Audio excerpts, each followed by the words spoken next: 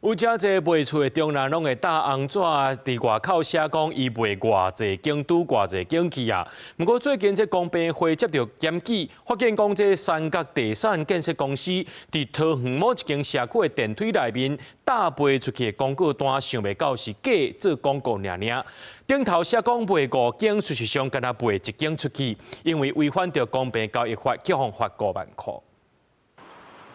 恭喜宣告，这种卖出中人销售记录的广告单，相信真侪民众看了拢真面熟。今朝看顶管写讲，短短1个月来，已经伫这个社区升高2户，而且佫是社区上关价。另外，这张广告单佫提出个人单柜升高的案例。不过，经过公平会调查，发现升高的记录和事实无符合水防法。 这样好像这种不实的广告不大好吧？因为现在房市也不是很好啊，你贴广告骗不了人啦。公平会表示讲，伫广告单内面，这个卖出中人个人单柜的升高案例，伫同的天悦社区是2户，但实际上敢若升高1户。另外一个原美雅典社区广告单内面升高3户，但实际上根本就无升高记录，违反公平交易法，业者罚5万。因为这个广告所呈现的这2个社区交易热络，不仅会影响民众委托买卖与否的交易决定，也会排挤其他竞争同业的交易机会，所以广告刊登的成交记录与事实不符，足以影响交易决定。事后业者是发声明回应讲，经纪人员对广告的宣传